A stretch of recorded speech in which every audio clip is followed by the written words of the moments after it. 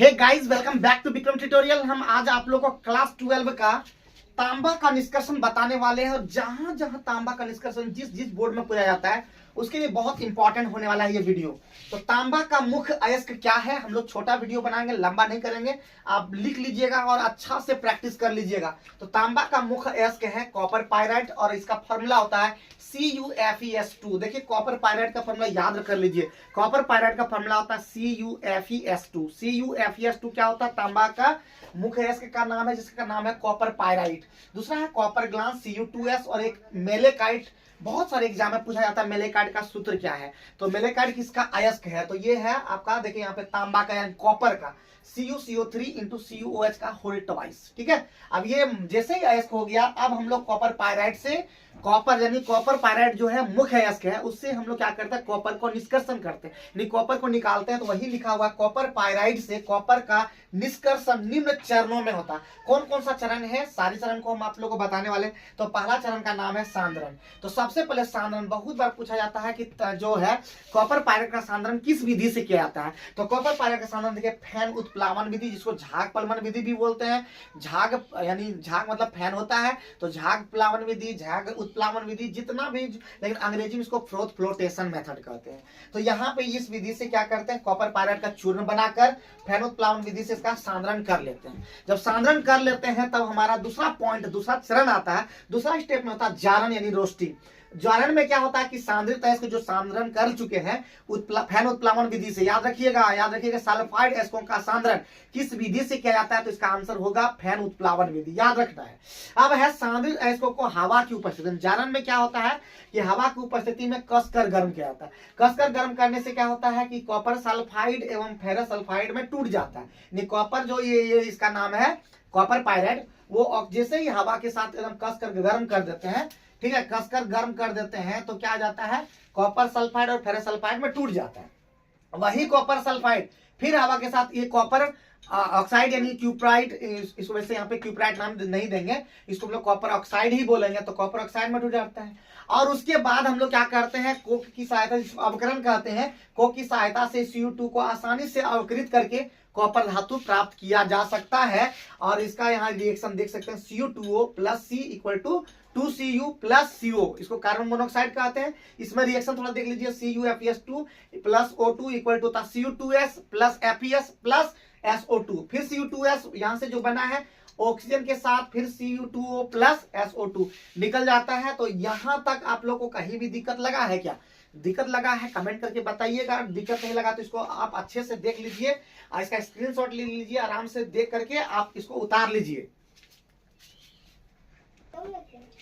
तो अभी आप लोगों ने दो चरण देख लिया था। अब हम आप लोग को देखिए यहाँ पे तीसरा चरण है जिसका नाम है स्मेल्टिंग या प्रद्रावण, और अंग्रेजी में इसको स्मेल्टिंग ही कहते हैं। तो जैसे कि अभी दो चरण में हम लोग वहां पे देखे थे, सबसे पहला जो हम लोग किए थे वो क्या था, सांद्रण, जिसको फैन उत्प्लावन विधि से कर लिया जाता है। और उसके बाद हम लोग क्या करते हैं, जारण करते हैं, जिसको हम लोग आपका रोस्टिंग भी कहते हैं।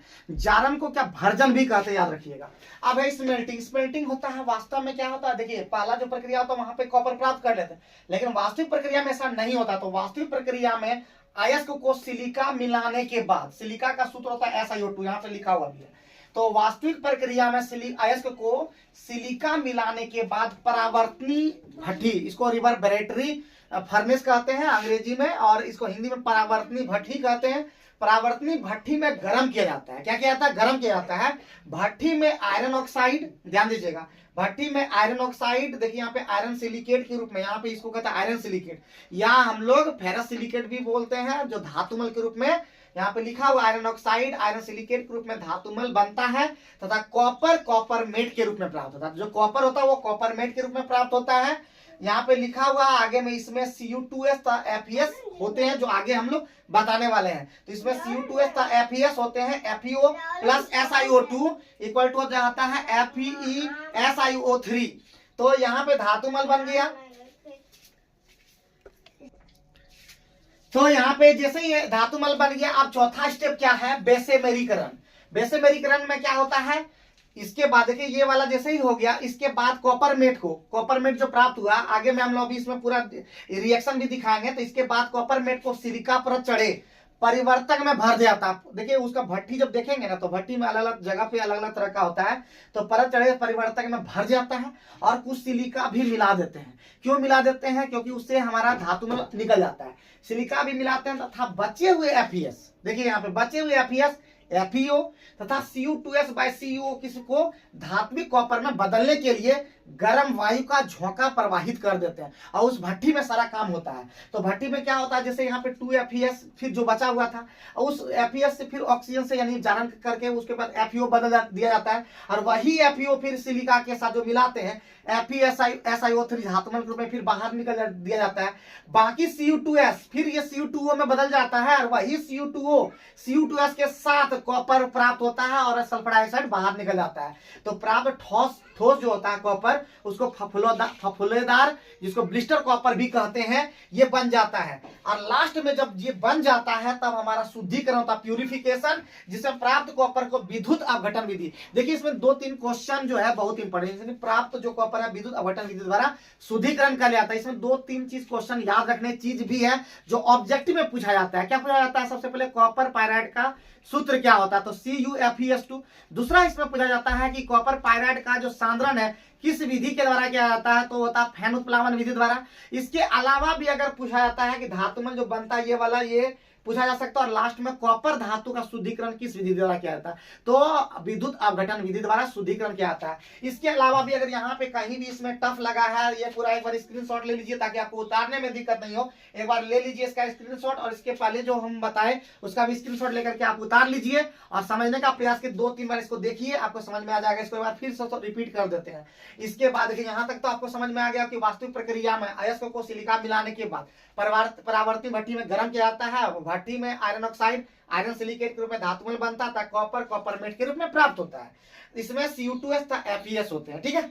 जो यहाँ पे एक दिखाए हुए FeO वाला, तो FeO बन जाता है FeSiO3 जिसको हम लोग बोलते हैं आयरन सिलिकेट धातुमल के रूप में। और इसके बाद कॉपर मेट को सिलिका परत चढ़े परिवर्तक में, ठीक है, परिवर्तक में कन्वर्टर बोलते हैं, परिवर्तक कन्वर्टर बोलते हैं। कन्वर्टर में भर जाता है, कुछ सिलिका भी मिला देते हैं। जो बचे हुए FeO तथा Cu2s/Cu को धात्विक कॉपर में बदलने के लिए गर्म वायु का झोंका प्रवाहित करते हैं। बाकी रिएक्शन देख लीजिएगा। रिएक्शन सबसे पहले FeS plus O2 equal to जाता है FeO और Cu2s plus O2 equal to Cu2 plus O2 में SO2 में और FeO प्लस SiO2 बन जाता है FeSiO3 में और Cu2O प्लस Cu2s 6Cu निकल जाता है बाहर। तो ये कंप्लीट रिएक्शन हमारा इसमें बनता है। उम्मीद करते हैं ये वीडियो आप लोग के लिए हेल्पफुल लगा होगा। और कॉपर का निष्कर्षण अगर आप लोग को अच्छा लगे और जितना भी हम वीडियो बनाए अगर आप देखते रहेंगे, मुझे पूरा भरोसा है कि आप लोग सारा चीज सीखते रहेंगे। जय हिंद।